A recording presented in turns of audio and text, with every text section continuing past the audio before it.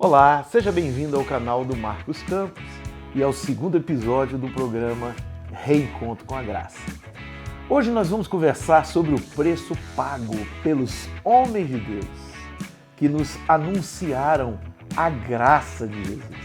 E antes de iniciarmos, eu peço gentilmente que você se inscreva no meu canal, ative as notificações ao lado e deixe o seu like.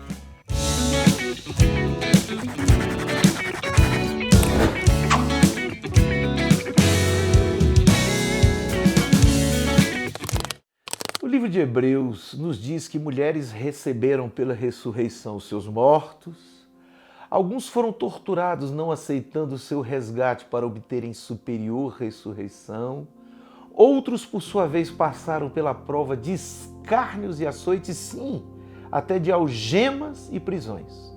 Foram apedrejados, provados, serrados pelo meio, mortos a fio de espada, andaram peregrinos, vestidos de pele de ovelhas e de cabras, necessitados, afligidos e maltratados, homens dos quais o mundo não era digno, errantes pelos desertos, pelos montes, pelas covas, pelos antros da terra. Ao traçarmos uma linha do tempo, desde o primeiro século da igreja até os nossos dias, é óbvio que constataremos mudanças abruptas na essência do que realmente foi o maravilhoso Evangelho de Jesus Cristo de Nazaré. Começaríamos, é claro, falando do próprio Cristo, o Deus que se fez carne e, indiscutivelmente, revolucionou não só o mundo de sua época, e os efeitos da sua manifestação se farão sentir pela eternidade. E se somos o que somos, como disse o apóstolo Paulo, é por causa da graça de Deus. Queridos, é de fundamental importância, quando falamos da graça, pensar como ela chegou até nós.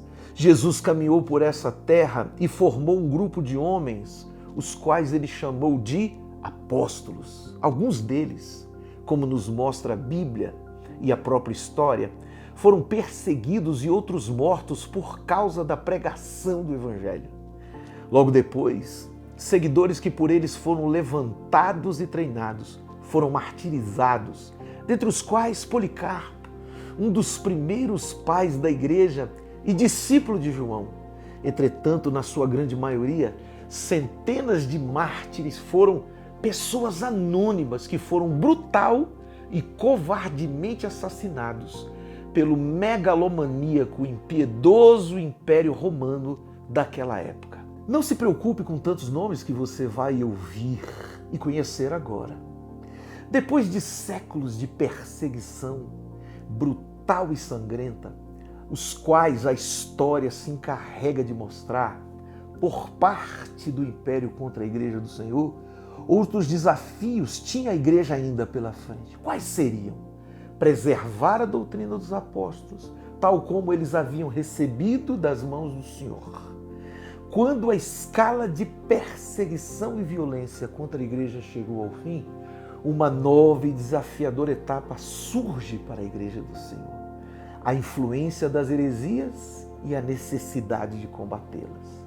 Nos séculos posteriores, encontramos quem?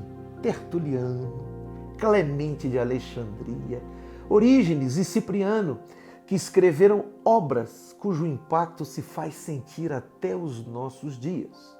Os séculos posteriores continuam e Santo Agostinho aparece, e mais à frente Tomás de Aquino. Mais uma vez a igreja é confrontada por tantas distorções e períodos de grande frieza. Deus começa assim a incomodar homens que o amavam, como também amavam o seu reino e sua igreja, para que tomassem as devidas providências, no sentido de que a pregação do Evangelho da graça, em sua essência, fossem mantidas.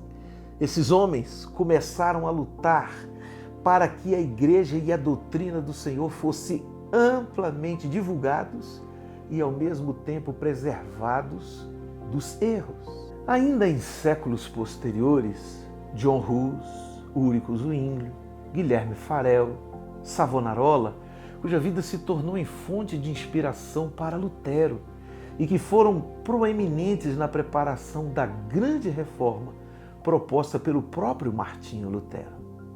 John Knox, posteriormente, Calvino, e ainda caminhando pelos séculos posteriores, chegando no final do século XVIII, encontramos grandes avivalistas, os irmãos Wesley, George Whitefield, que com apenas 18 anos foi levantado debaixo de um poder extraordinário, Charles Finney, Andrew Murray, William Taylor, Evan Roberts, que começou a orar por um avivamento desde os 13 anos de idade. Enfim, qual a grande proposta desses pais da igreja e pregadores do Evangelho? A salvação pela graça de Deus. Eles lutaram e deram literalmente o seu próprio sangue para que a mensagem do Evangelho fosse não só preservada em sua essência, mas propagada até que chegasse aos nossos dias como verdadeiro Evangelho de Jesus Cristo. De alguma maneira, não podemos deixar que a essência do genuíno Evangelho de Jesus Cristo seja deturpada, pois é o poder de Deus para a justiça e salvação de todo aquele que crê. A graça de Cristo é mais do que suficiente para encher os nossos corações de paz, levar as nossas sobrecargas e nos conceder o seu extasiante alívio. É na justificação que somos aceitos por Deus e declarados sem culpa. É tempo de nos reencontrarmos com a graça de Deus. Agradeço a sua companhia em mais esse vídeo. Peço que compartilhe este canal com o máximo de pessoas que você puder e vamos seguir juntos espalhando a mensagem da graça.